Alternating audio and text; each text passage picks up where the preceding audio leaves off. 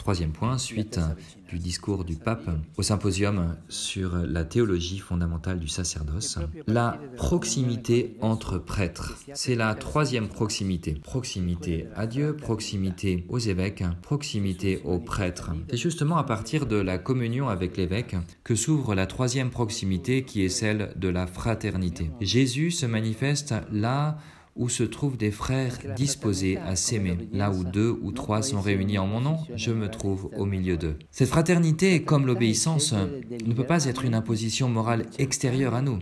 La fraternité, c'est de choisir délibérément de chercher à être des saints avec les autres, et non pas de manière solitaire, saints avec les autres. Un proverbe africain que vous connaissez bien dit « Si tu veux aller vite, va tout seul, si tu veux aller loin, va avec les autres. » Et parfois, il nous semble que l'Église est lente, et c'est vrai. Mais j'aime penser que c'est justement cette lenteur de ceux qui ont décidé de marcher en fraternité, accompagnant aussi les derniers, mais toujours en fraternité. Les caractéristiques de la fraternité sont celles de l'amour.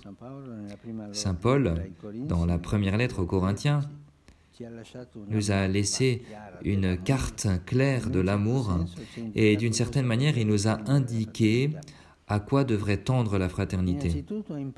Avant tout, à apprendre la patience, qui est la capacité de se sentir responsable des autres, de porter leur poids, de souffrir d'une certaine manière avec eux.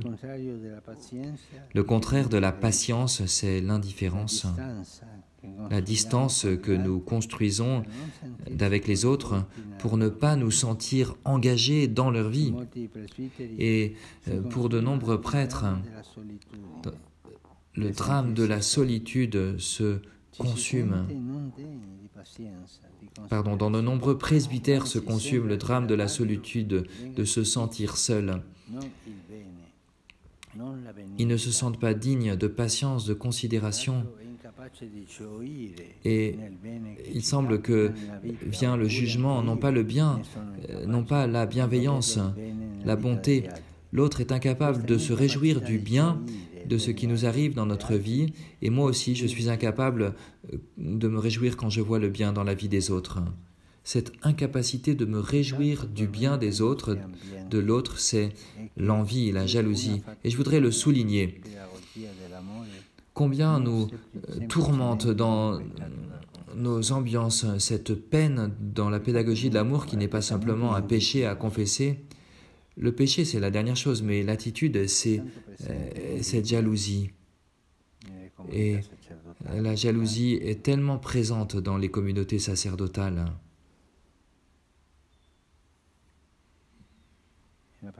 Mais la parole de Dieu nous dit que c'est une attitude destructrice.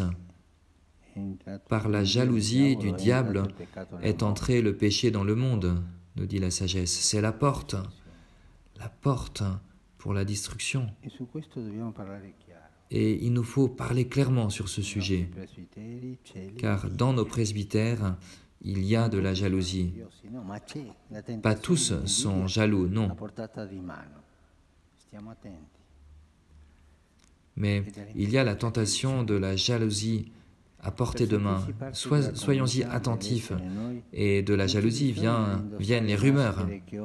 Pour nous sentir membres de la communauté, pour être nous-mêmes, il n'y a pas besoin de mettre des masques, les masques qui nous donnent une image de vainqueur. Nous n'avons pas besoin de nous vanter, et de nous gonfler, ou pire encore, d'assumer des attitudes violentes, manquant de respect envers ceux qui sont parmi nous. Parce qu'il y a aussi, malheureusement, des formes cléricales de harcèlement. Parce qu'un prêtre, s'il a quelque chose dont il peut se vanter, au contraire, c'est la miséricorde du Seigneur. Il connaît son propre péché, il connaît sa propre misère et ses limites. Mais il a fait l'expérience que là où le péché a abondé, l'amour a surabondé. Et voilà la première bonne nouvelle. Un prêtre qui en est conscient ne peut pas être jaloux. L'amour fraternel ne cherche pas son propre intérêt.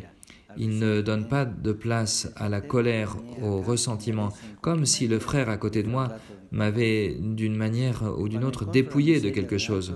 Mais quand je rencontre la misère de l'autre, je suis disposé à ne pas me souvenir pour toujours du mal reçu, à ne pas en faire l'unique critère de jugement, jusqu'au point peut-être de me réjouir de l'injustice quand cela tombe sur les autres, ceux qui m'ont fait souffrir. Le vrai amour se plaît de la vérité et il considère un péché grave d'attenter à la vérité et à la dignité des frères à travers les calomnies, la médisance, les rumeurs.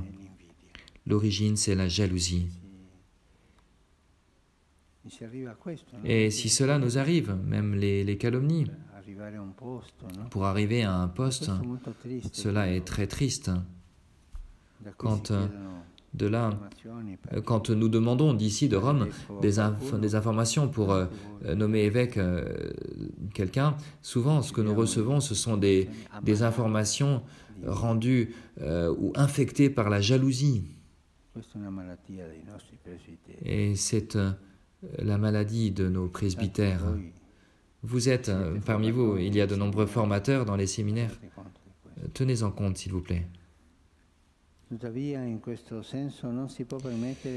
Dans ce sens, on ne peut pas permettre de croire que l'amour fraternel est une utopie, et encore moins un lieu commun pour susciter de beaux sentiments ou des paroles de circonstance, un discours tranquillisant. Non. Nous savons tous qu'il peut être très difficile de vivre en communauté ou en presbytérium. Un saint disait « La vie communautaire est ma pénitence ». Et c'est vrai, il est difficile de partager le quotidien avec ceux que nous avons voulu reconnaître comme frères.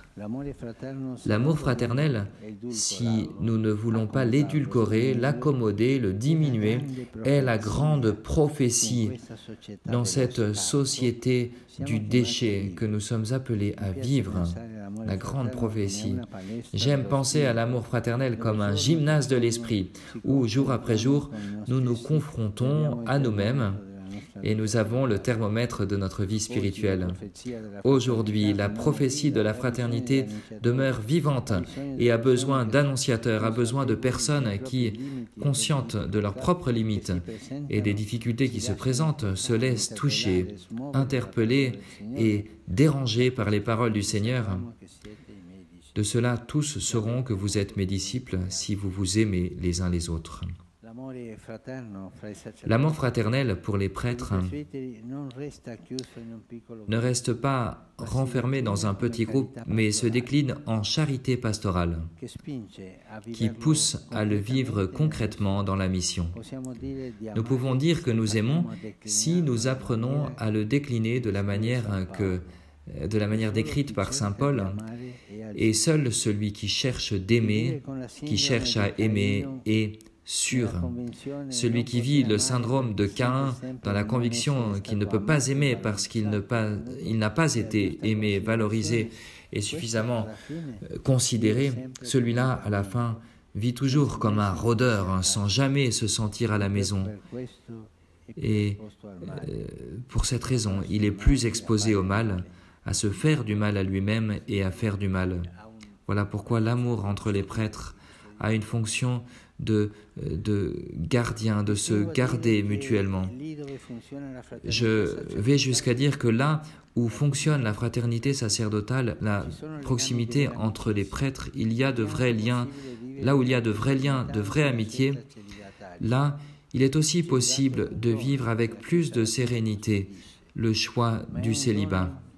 Le célibat est un don que l'Église latine garde, mais il est un don qui, pour être vécu comme une sanctification, a besoin de relations saines, de rapports de vraie estime et de vrais biens qui trouvent leur racine dans le Christ.